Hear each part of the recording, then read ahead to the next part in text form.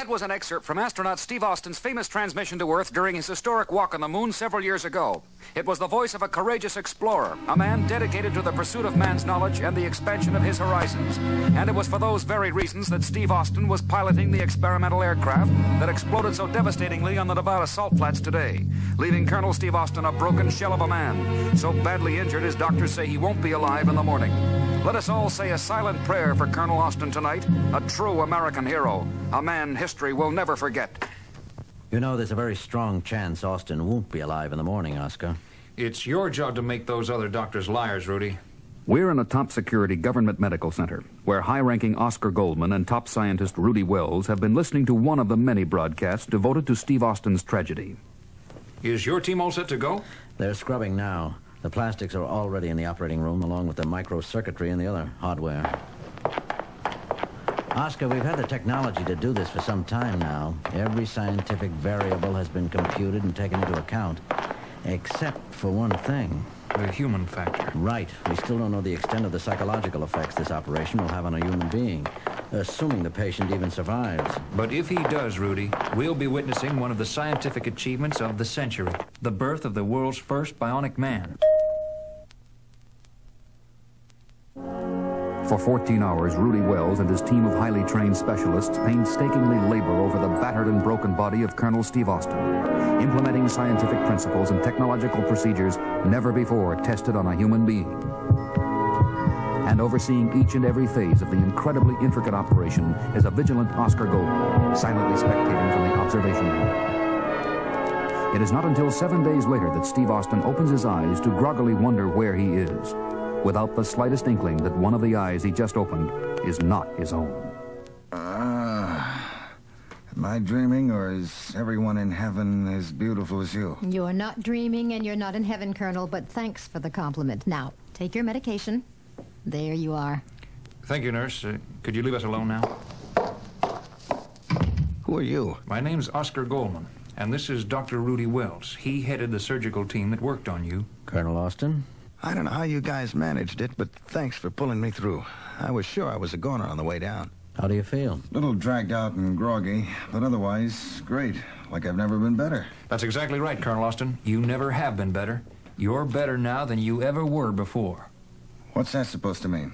In saving your life, Colonel Austin, we had to make some adjustments in your physical makeup. Adjustments? Improvements would be a better word. You're now faster, stronger, more durable than you ever were. Take a look at your right hand. It's my hand, so what? Move the fingers. I don't get it. I see the fingers moving, but it doesn't feel like I'm moving them. You are and you're not.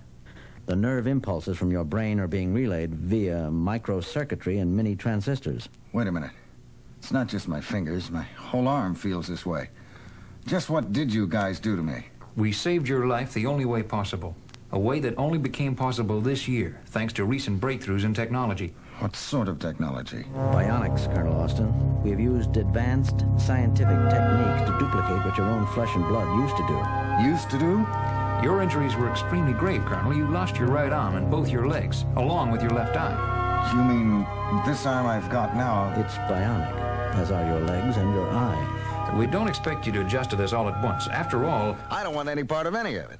You should have let me die in that plane. I'm getting out of here. No, Austin, you must stay in your bed. Out of my way. You mustn't. Your bionic legs aren't ready yet. But like an enraged wild animal, Steve Austin leaps from his bed, his bionic arm knocking Oscar and Rudy aside like they were no more than rag dolls. Don't be a fool, Austin. Rudy! As Oscar Goldman rushes to a stunned Rudy's side, a bionic wild man begins to charge through the hospital corridor. It's Colonel Austin. He must be stopped. Where are the orderlies? There they are. Show you those bionic limbs are too much for him. This will stop him. Mr. Goldman, you've got the tranquilizer gun. Rudy said compressed air charge will put him to sleep in seconds. The bionic man feels the drugged air blast against his neck, whirls angrily to face his attacker, and then... I didn't think we'd ever stop him. You dosed him just in time, Mr. Goldman. If you ask me, all the government's got so far for their $6 million is an uncontrollable wild man. It is another 24 hours before Steve Austin opens his eyes again to see Oscar Goldman again standing at his bedside. How do you feel? After yesterday, how come I'm not strapped to my bed? You lost control of yourself, that's all. It was understandable under the circumstances. Besides, I don't think we could find a strap your bionic arm couldn't break through. I know. I'm stronger, faster, better, right? But you left out one thing. I'm not a man anymore. I'm a freak. I'm not going to debate the issue with you, Colonel. There's someone on the floor who's been begging to meet you. He's a general's son, and he's been paralyzed from the waist down. I'm afraid not even bionics can repair the damage to his spinal cord. At that moment, the door opens and a 10-year-old boy strapped to a wheelchair rolls himself in. It's all right, Bobby. Come in. Bobby, this is Steve Austin. Colonel, this is little Bobby Phillips. Steve Austin!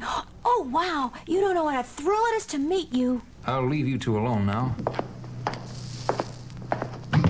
I've been your biggest fan, Colonel Austin, ever since that day I watched you walk on the moon on TV. Boy, that was some crash you were in last week. But Mr. Goldman says you'll be okay. That's what he tells me. Anyway, I was in an accident, too, but I wasn't as lucky as you. Still, if one of us had to end up stuck in a wheelchair, I'm glad it was me. I'm just a little kid. I'm not nearly as important as an astronaut. You really believe that, don't you? Well, I've got to be going now. I'll be back later to get your autograph if that's okay. The crippled youngster wheels himself out, leaving an ashamed Steve Austin alone with his thoughts and his self-pity.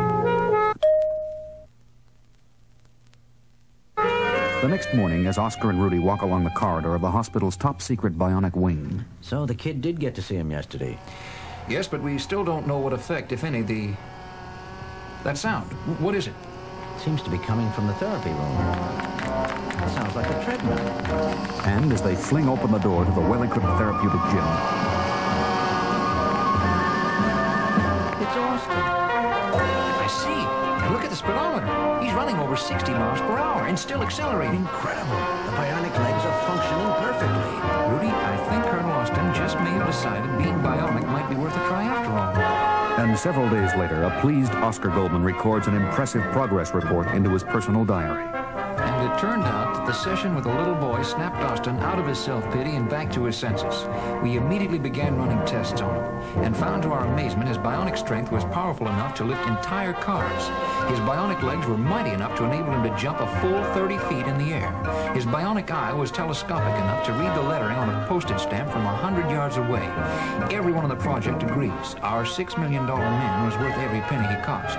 But I can't help wondering what Steve Austin would say if he ever found out that Bobby Phillips could walk as well as any other boy. Because he was an actor I hired to play on Steve Austin's sympathy and common sense. It was a dirty trick, I admit, but sometimes in a crisis... End of tape for now. Signing off. Come in. Come in, Steve. You should be very proud of yourself. Your test performances have far exceeded our expectations. That's just what I wanted to talk about, Oscar. Oh? I wasn't an astronaut and a test pilot for nothing. I've been around long enough to know the government doesn't invest $6 million into a man without expecting something in return. I can't fault your logic, Colonel. I didn't think you would. I owe you a few, don't I? Let's just say there'll be occasional jobs we'd like you to do for us. In fact, I could brief you on your first assignment right now. What do you say, pal? Steve Austin reporting for duty, pal.